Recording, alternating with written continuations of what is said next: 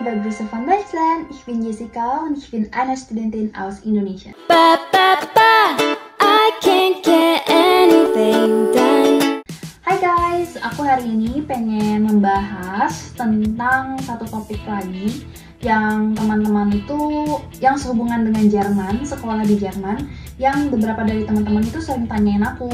BTW, thank you banget buat teman-teman yang support untuk tetap nonton video aku dan komen di video-video aku, or even ada yang reach me out via TikTok atau DM Instagram atau DM YouTube, tanyain aku kayak hal-hal seputar sekolah di Jerman. I really appreciate, dan aku minta maaf kalau misalnya ada beberapa teman-teman yang aku tuh jawabnya lama gitu ya, karena aku di sini juga ada kesibukan, tapi aku berusaha banget buat jawabin pertanyaan-pertanyaan kalian.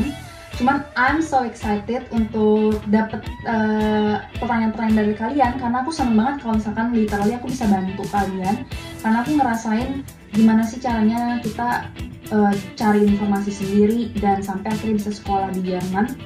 Aku juga banyak dapat bantuan juga kan dari temen koko aku, dari adikku, saudara-saudaraku juga, dan teman-teman, which is I'm so grateful for it.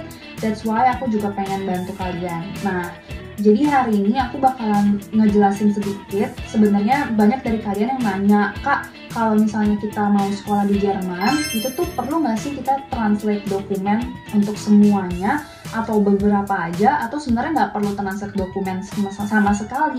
Nah, jadi buat teman-teman itu yang nanya, sebenarnya balik lagi, apakah kalian daftar ke jurusan yang menggunakan bahasa Inggris atau bahasa Jerman dan jurusan kalian gitu. Jadi sebenarnya depends on jurusan yang kalian daftar dan kota kalian ataupun universitas kalian. Kebanyakan kalau kalian mau ambil aman, kalian translate lah ke bahasa Inggris gitu.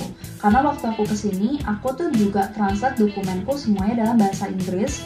Karena aku sekolahnya kan bukan di sekolah internasional ya dulu. Jadi so pasti ijazahku pun dalam bahasa Indonesia. Meskipun ada translate bahasa Inggrisnya, tapi nggak semua gitu, nggak semua dokumen tertranslate bahasa Inggris. Jadi waktu itu akhirnya aku pergi, ya aku ada beberapa kontak pentranslate dokumen, either translate dokumen bahasa Jerman ataupun translate dokumen bahasa Inggris. Aku bakal cantumin kontaknya, siapa tahu kalian butuh juga translator tersebut. Jadi waktu itu aku kontak gitu, dan aku minta mereka untuk mentranslate dokumen tersebut, dan itu legit ya, valid. Kenapa? Karena akhirnya aku aja bisa sampai di sini gitu. Jadi itu pasti legit, pentranslate dokumen tersebut tersumpah. Dan yang perlu ditranslate apa aja sih? Jadi dokumen-dokumen yang udah aku pernah sampaikan untuk kebutuhan visa di video sebelum-sebelumnya, itu tuh semuanya harus ditranslate dalam bahasa Inggris. Meskipun itu dibutuhkan atau tidak, aku sarankan itu ditranslate ke dalam bahasa Inggris. Nggak semuanya, jadi kayak ada yang sampai nanya, Kak, butuh nggak sih akte lahir ditranslate ke bahasa Inggris? Jawabannya enggak. Kalau kalian itu emang sekolahnya kayak aku, ambilnya S2, itu udah nggak perlu yang namanya akte lahir segala, guys. Jadi jadi yang dibutuhkan tuh kayak paspor gitu. Tapi kalau akte lahir tuh udah nggak dibutuhin. Jadi yang dibutuhin untuk ditranslate itu kayak ijazah, terus transkrip nilai, kemudian CV ya kan, transkrip nilai. Nah, ada beberapa dokumen misalnya kayak kalian punya sertifikat, itu juga harus ditranslate ke dalam bahasa Inggris gitu. Nah, aku sebenarnya juga punya translate dalam bahasa Jerman karena dulunya aku pengen ke Jerman. Jadi aku masih ada tuh bekas-bekas dulu dokumen yang sudah ditranslate ke dalam bahasa Jerman untuk waktu aku dulunya mau ambil student collect di sini. Tapi to be honest, yang kepake itu at the end adalah yang bahasa Inggris sih gitu.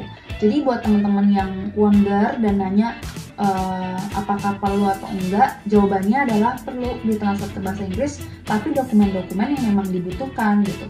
Jadi kayak akte lahir, kartu keluarga, itu nggak perlu teman-teman, dan itu pun tidak boleh dibutuhkan di Jerman gitu. Maksudnya tidak dibutuhkan untuk pendaftaran sekolah edukasi di sini gitu.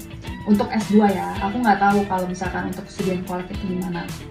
Nah, so far gitu, buat teman-teman yang mungkin wonder, soalnya ada yang juga nanya, kalau translate itu boleh nggak sih pakai Google Translate? Jawabannya enggak, karena Google Translate itu ya bukan tersumpah, dan mereka butuh dokumen tersumpah yang ditranslate ke bahasa Inggris. Dan I could say jawabannya ya, harus ditranslate ke menggunakan pentranslate tersumpah. Jadi bukan pakai Google Translate ya guys, dan bukan juga pakai translator yang kalian translate sendiri menggunakan ChatGPT atau menggunakan Google, ya menggunakan DeepL, itu sama sekali bukan. Dan jangan lakukan itu karena udah pasti kayaknya bakalan ditolak. Aku nggak tahu ya kalau cases lain, tapi so far yang aku tahu harus pakai pentranslate tersumpah. Yes, I guess gitu sih. Buat teman-teman yang masih bingung, boleh komen aja di video-video aku yang aku bikin untuk seputar Jerman. Barangkali aku bisa bantu kalian untuk menjawab pertanyaan-pertanyaan kalian seputar sekolah di Jerman. Boleh kumpulin aja pertanyaan-pertanyaannya. Aku bakalan bikin video yang lengkap dan aku bakal jelasin juga. Dan yes, I think that's it. Jangan lupa untuk terus support aku karena biar aku semakin semangat bikin videonya. Dan jangan lupa untuk like, subscribe, and comment. Okay, thank you for watching. Auf Wiedersehen. Tschüss.